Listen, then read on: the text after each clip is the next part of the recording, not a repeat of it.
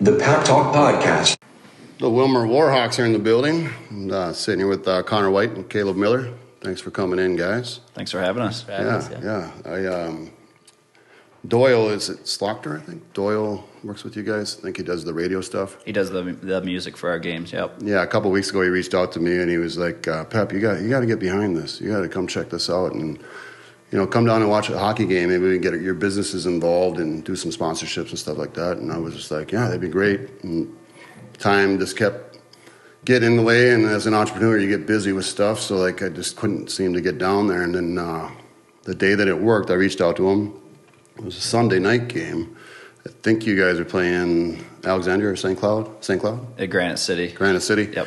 And I decided to go to that game, so I gathered up my entire family. We all went down there, and right out the gates, I was just like, wow, how don't more people know about this? This is awesome. And not to say that you guys aren't being successful. I know you've been selling some stuff out lately with the COVID stuff, but I could see that, major atmosphere there just based off of how you guys present yourself. So I just want to say right out the gates, you guys carry yourself with professionalism that awesome. Thank you. I love seeing.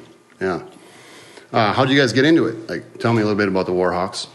And I'll tell you about that game that I came to in a little bit here. Kaleb, want to start? Just into my senior year of high school, I told my coach that I wanted to play junior hockey, and then he started to reach out to some coaches. And Kirk ended up texting my coach and got my information from him, and then kind of just went from there. Sure. When did you start playing hockey? When I was 3 or 4 years old. That's all you ever know. Both my brothers played. They're both older than me, so.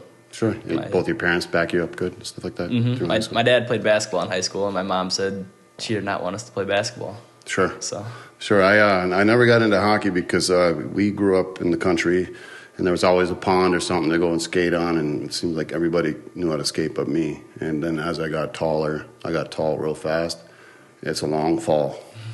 So I was like, I'm done skating. But I do have a couple floor hockey championships under my belt. So. That's got to count for something. Yeah. How about you, Connor? So getting involved with the WarHawks, so I've been coaching this is my 9th season coaching, and with the COVID stuff, the team I was with last year, with the season ending early, terminated some contracts, and next thing I knew, during the summer, I found myself on the open market, a free agent, if you will, and Sure. interviewing with a handful of teams actually in this league. Willmar seemed like the best spot, the best opportunity to go as far as possible, potentially win a Fraser Cup, and with that, I decided to pack my stuff and head to Minnesota, to Willmar. Sure. I think what you guys are doing is great for this community. I'm a community man, and one thing that I always try to focus on is what can we do next? What's the next big thing that we can have in this town to make it a place a destination city, a place where people want to come? And when I went to that WarHawks game, showed up, and you guys were down 4-1 in the third, and I was just like, actually, I started thinking, I could probably leave. Some fans do that. Mm-hmm. I'm trying to become a loyal fan that wouldn't do that someday, which, you won me over on day one. But what a comeback. It was like, boom, penalty play, score, boom. I thought, what happened to me is I felt like I was back at a high school game where it was playoffs and, the atmosphere, it turned into that, even though you didn't have the people that you would hope to because of COVID, of course. Right. But the energy that I felt just with the crowd that you had and the comeback, it made me feel like, man, this is what this town needs. So Dustin and I collaborated on a few things. You guys, we talked to you guys too, and it's like, why can't let's get this thing on the map more. Let's get this community behind this. And that's when I decided. So I decided to get behind it. And when Doyle reached out to me and got me those tickets, and my family was wowed by it. So awesome. I'm glad they enjoyed it. Yeah, let's talk hockey a little bit. So, where do you see the game hockey going? Is it declined? Is there an incline? I'm kind of out of loop. I'm a basketball, football guy. So sure. When you talk about the incline or decline, any specifics, in terms of as far as popularity? interest, because for example, I got a buddy of mine who lives on Green Lake, and he's a runner, and he was telling me about how track and field has just plummeted from where it was popular back in the 70s, 80s, and 90s to where now it's not really it's not as popular. So where is hockey at? I think it's slowly starting to to grow. Like, I think we had a bit of a spurt in the early 2000s or mid 2000s, and then I think it's still continuing to grow because of the type of game that it is. Like, it's a fast-paced live action game. Like, there's no, like, football, obviously it's set plays every time, then there's gaps in between. Hockey's just go sure, and nonstop. And then you have the physicality standpoint, which obviously gets the non-traditional hockey fan interested, where there's might be a fight or big hits and things like that, some crowd pleaser activity in the game. But I think in general it's just such a highly skilled game, and there's some really big names that are coming out of different parts of the country too. Like, one of the top players in the league right now is coming out of Arizona, of all places, and so that grows the game from now the state of Arizona all of a sudden is interested in the game because they have a local kid that's not just an NHL player, but he was the first overall draft pick and one of the best players in the league to this day. How great would it be to create that here in Willmar? That would be really awesome. Yeah, awesome, right? Yeah. We got a couple local ball players, Brandon Zylstra out there in New London, and then Jordan Smith here in Willmar that made it to the bigs, or right on the fringes of the bigs, and it'd be fun to get another guy. 100%. I got some kids that I'm mentoring that are friends of my son. He's 10, and we're extending the barber shop, and in the back I'm putting in like the Willmar Canton, like or the Hall of Fame area, and putting a couple guys' jerseys up, and then we're going to put up some jerseys of some kids, if they can fill that. And I think that's the type of push you got to have, and that's one thing I want to talk about in this podcast is the push that you can get behind the kids. So for example, an 18-year-old young man don't dud out, and it's not just hockey. We're talking on a whole other level of being a man, and staying dedicated and finishing things out, because I've seen a lot in sports, especially when I went to college. It was like you would see a high percentage of guys that got all the talent, and then certain circumstances happened or things got in the way, and now they're done, and there goes their dream. Then they're 29, 30 years old, reminiscing, wishing that they still didn't give up on themselves, and sometimes those last a lifetime. Yeah. So what are the WarHawks doing to try to focus on these young men and how you can build them out of the arena? Sure. I guess I can talk from a coach's perspective, then have Kaleb discuss the player's perspective. But the thing I encourage about, like, the great part about hockey too is it can teach a lot of life lessons, and I'm sure that's for sports in general. But the beauty of coaching hockey is we get the chance to coach these kids as players, but also as human beings and adults. And that's one of the things that when we recruit is the first question: is the kid a good human being? So that we have something to work with. If the kid's not such a good kid and causing issues all the time, it's like it's more of a project than necessary if we can even fix the kid, because they're 18, they're stuck in their ways a little bit. But if they're a good human being first and foremost, then that allows us something to work with. And then I think for the life lessons, like, we had a kid come in the other day. Like, we have a really tight group, but we had a kid come in and say, hey, I don't think me and this kid work the best on a line together. We don't get along that well. And it's, ultimately throw the line out there. It's like, one day when you're not playing hockey anymore and you're working a job, I promise you're not going to like everyone you work with. Yes. But you're still going to get the job done because you rely on that paycheck and you rely on getting that job done so you can keep the job at the end of the day. And that game they went out and had a couple points and got to celebrate together now, and that builds chemistry, and sure does. It's a team bonding experience, and that's ultimately for the kid a life lesson too that he can work off the rest of his life. Those little intricate lessons that you teach the kids, like that, like how that all went down. When you combine like 20 of those together, they're never going to give up. They're never going to stop. Yeah.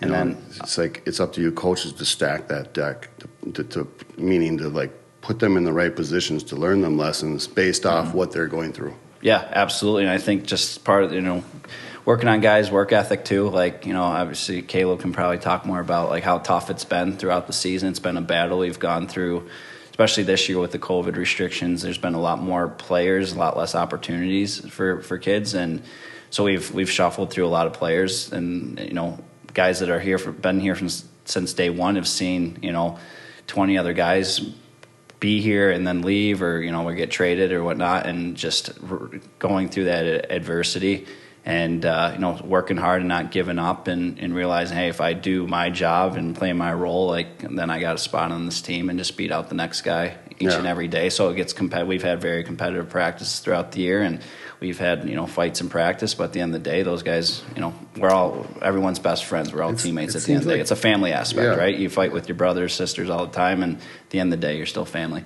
Yeah, it seems like there's in coaching. I coach a little bit, but.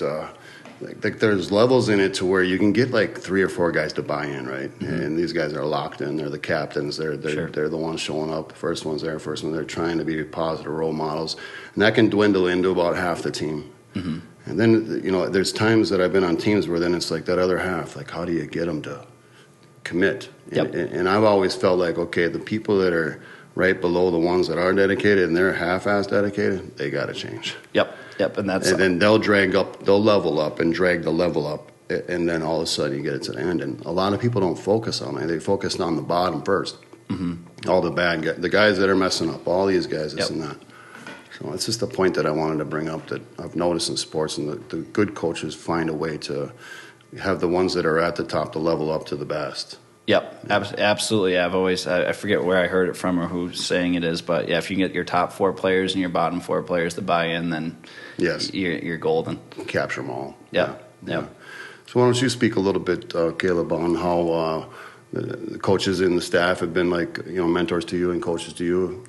They do it, well, first off, like starting from day one, they were right away, it's like we all got to buy in. We had to work hard. We started off with a couple conditioning days and then a couple team activities, like we played soccer and just had some fun outside, getting to know everybody. And the coaches do a really good job getting us to get to know each other and have a lot of fun with each other. It's a great group of guys. Everyone's super close. There's a couple kids that just, like, one kid drives 2 hours away every morning, but then some days he'll come and hang out at my house or other kids' houses. Sure. Just for the day. Building a brotherhood. Mm-hmm. Yeah. And the coaches do a really good job keeping us, like, accountable, and even our captains do a really good job. They're not all these, like, the vocal leaders, but they lead by example, and it's hard not to do the same thing when your leaders are, like, doing the best they can. Sure. I played football out here at Ridgewater for 2 years, and some of them same guys I played football with are my friends today. And one thing that we all talk about now in our 40s and late 30s is like, if you could tell them one thing, it's like taking the moment too. You got to make sure you take in the moment. Like, it can't just be all about X's and O's. It's got to be like, get that moment where you like glory up and look up at the scoreboard, smell the ice a little bit, because that's the stuff that we miss. For football. I'm sure it's the same for hockey. Yeah, no, absolutely. We tell guys all the time to embrace the moment, but also make the most of it too. Like, make sure you're giving everything you got, so that a year down the road or whatever, you find yourself in a lesser situation and you think, man, if I had only gave it an extra inch or whatever. And athletes know. We know that in a certain moment in the game, whatever you're playing, that there's that extra effort that you can kick in, that that you could do something that would be beneficial for the outcome of the game. And to not do that is just so detrimental, right? Because it's like you're going to think about, I could have made that play, and I know I could have made that play. And to kind of feed off what we were just discussing, one of the things that when we met with all the players one-on-one to do individual meetings, if you will, and we were hearing, some guys aren't working as hard in the weight room, or not trying as hard, or bad body language and this and that. Like, one of the things I tried to implement, and more recently, was everyone sees peer pressure as a negative thing. It usually involves drugs or alcohol. And if we can turn that into a positive and think, all right, the cool thing to do is to, work out or work hard in the weight room, work hard, and practice hit and practice play physical in game time. And over the season, I think we've seen that, where the cool thing to do is work hard and, and be successful, rather than, sit on the sidelines and just kind of watch and whatever. But so you guys are teaching mindset. I love that, because mentality. Yep. That's really what it comes down to. Mm-hmm. I've gone through some things in the last year that I started shifting, like how I wanted to think, how I wanted to be, and what was important to me and what's not important to me.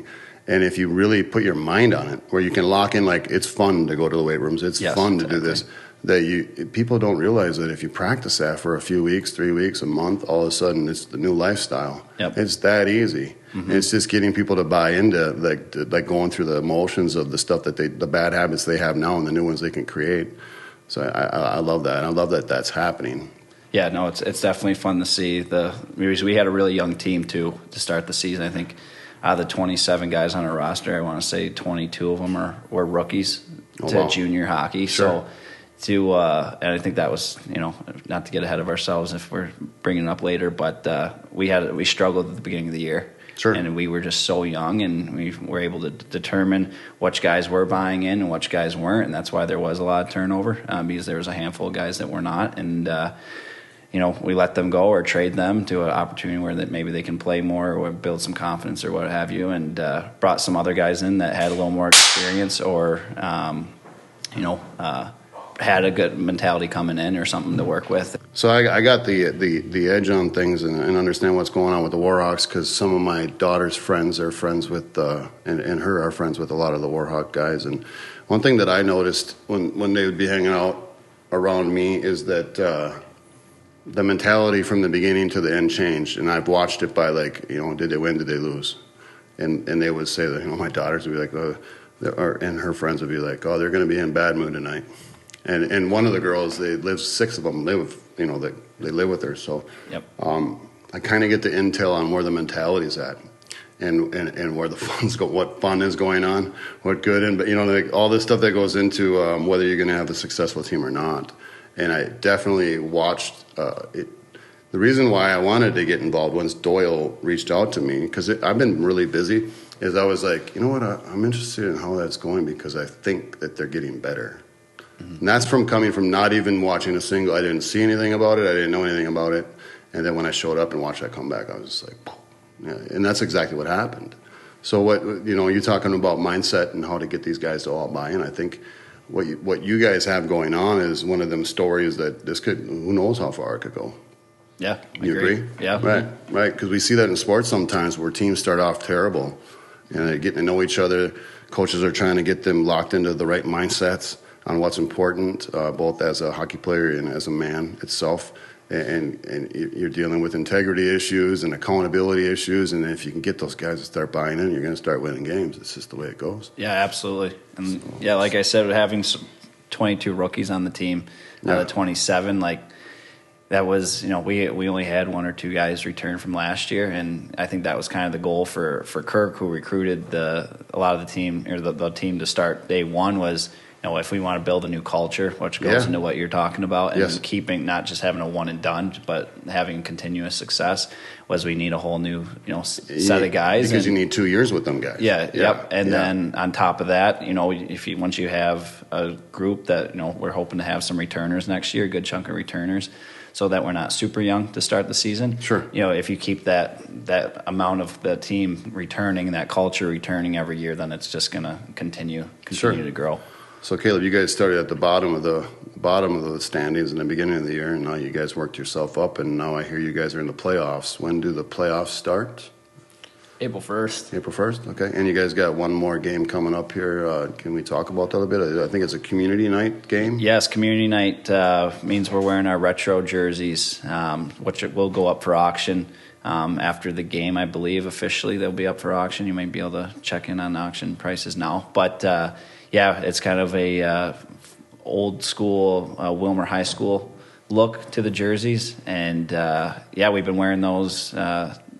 We've worn them 4 or 5 times this season. They're sponsored by Genio, and they're nice, slick-looking jerseys. And you guys built up a pretty big sponsorship group too. You guys got a lot of backing in the community, and I'm sure you guys do plenty of involvement. What are some of the things you do in the community as a team?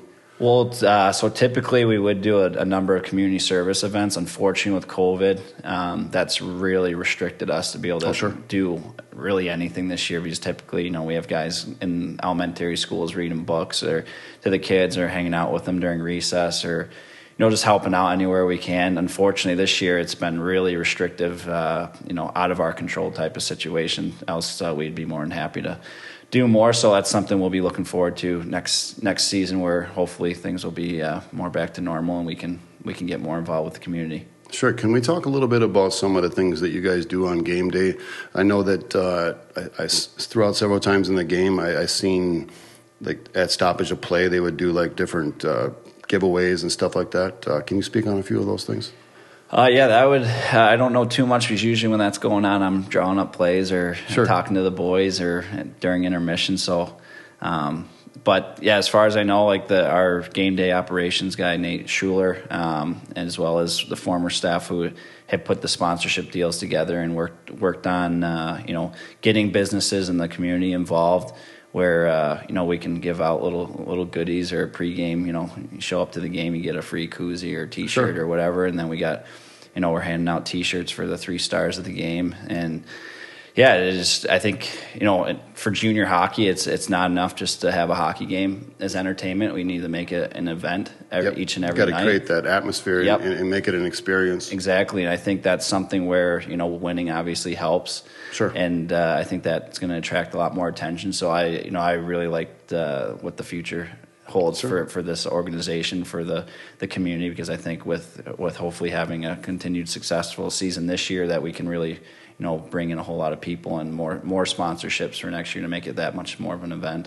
Yeah, I think what you guys are doing is great. Nate's doing a great job over there. Mm-hmm. I was captivated, and that's coming from someone that I haven't been to a game. Obviously, it was even more exciting because of the comeback win. Sure. But even before that, I was like, man, this is awesome. This is beautiful. This is like what we need. And the level of play was high. Mm-hmm. Like the game was not slow. Like it was quick. And one other thing that I promised myself I had to spot out is what's your guys' head coach name? Kirk Olam. Yeah, like I'm a barber, right?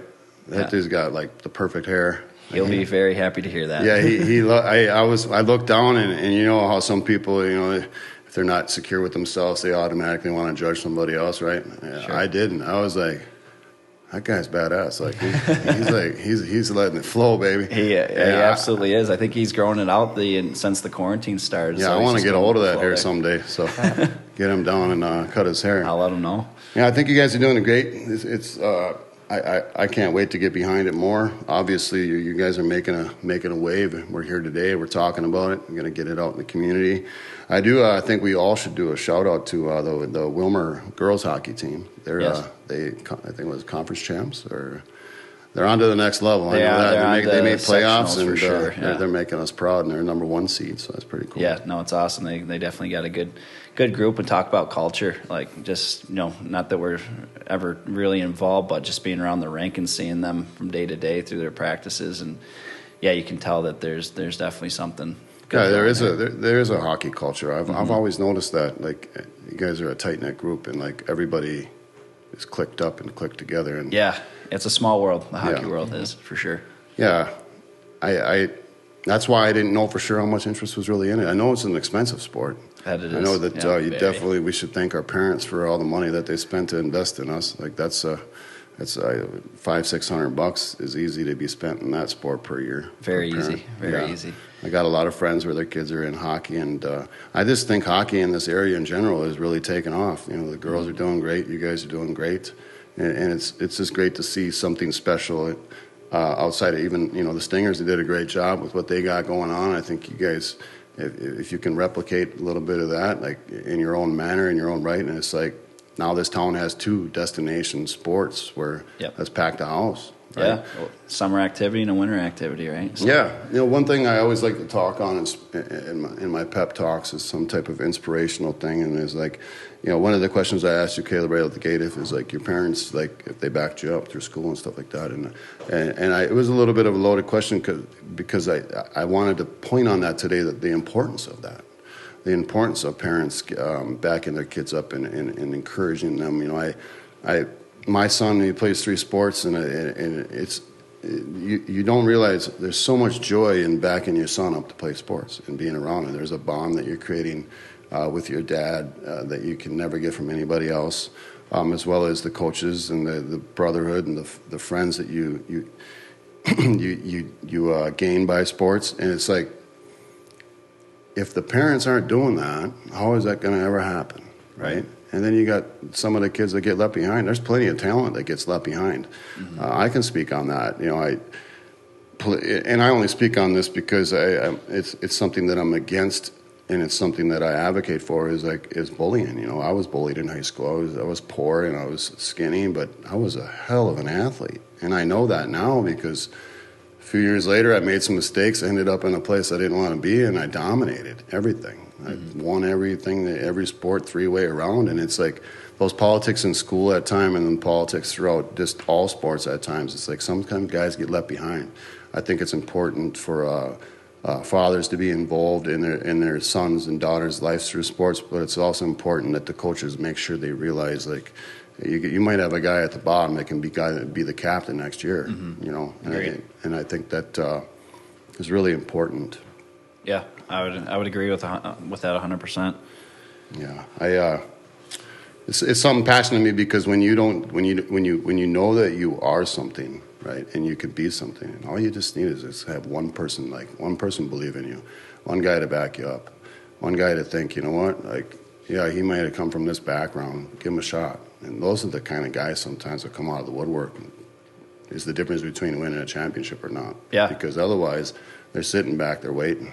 Yeah, no, I would agree. And I think, like, the big thing, too, like, with talking about culture, like, having teammates that they're willing to back guys as well. Like, Kaleb sitting right here, like, he started the year, probably was fourth or fifth line, right? Mm-hmm. And, we talked to him and said, like, if you can embrace a role and be, this part of our team, then things are probably going to go really well for you. And obviously working hard and beating the next guy out. And now he's got, he's been playing every game since break, I believe, and being a big, he's playing a big part on our team, and he's playing a physical role and, beating up on the other team a little bit. And that's something that we were lacking a little bit. And now that he's been able to play that role and play it well, it's been really, really beneficial for the team and himself, and it's going to be good for him, long term, I think, as well. And as a coach, doesn't it feel great when you see the progress?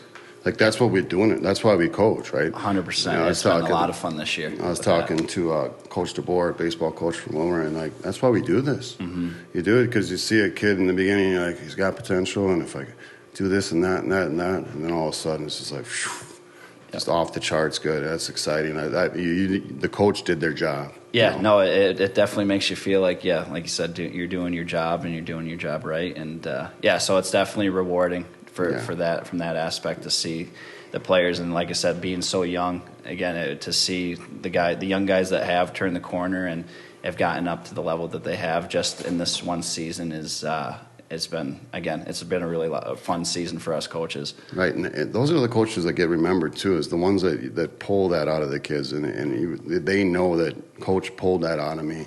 I became better, and who knows where I'm headed with this whole thing, and the gratitude is there. Yeah, I always like to give the player the credit, right? Because at the end of the day, they put in the work. They had to put the work in. They had to listen. They had to take those words of advice to heart. And again, the guys that are here did just that, and have had a lot of success with it. There's a legacy behind coaching too. I was neighbors with a legendary coach from this area, Roy Mentor. He was a wrestling coach, and national championships, and he's done real well. I think he's even in the Wrestling Hall of Fame. He passed away a few years back, but you should have seen the church, like. How many of his wrestlers over the 30, 40 years that he wrestled, I mean, it was packed. And I walked in. I was actually under the weather, but I wasn't going to miss it. My quarterback from Ridgewater, Aaron Minner, it was his grandpa. I wasn't going to miss it. I was running a 102 temp. But I wasn't going to miss that funeral because I respected the man. And bigger than that, I wanted to see how many of his players showed up. Yeah. It was packed. Yeah, that's awesome. That's the difference between the coaches that pull it out of them and the coaches that don't know how to pull it out of them, because then you just become that was my old coach. Yeah. Instead of legend, where they love you, they show up at your funeral. I thought that was special. They even did like a ceremony thing at the end where everybody lined up, and it was a kind of like the last salute.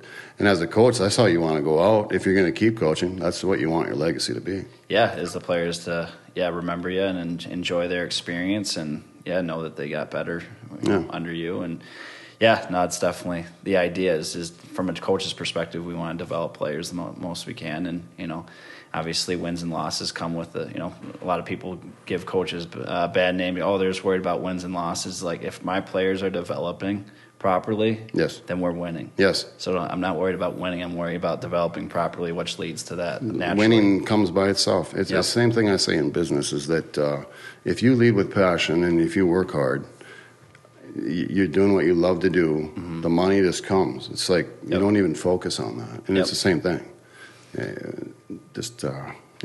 Great stuff, guys. I think we covered a lot of stuff. One last thing I want to say is tell number 17 I'm going to keep an eye on him. All right, Miller, that's all you can get him for that. And, I'll tell him that.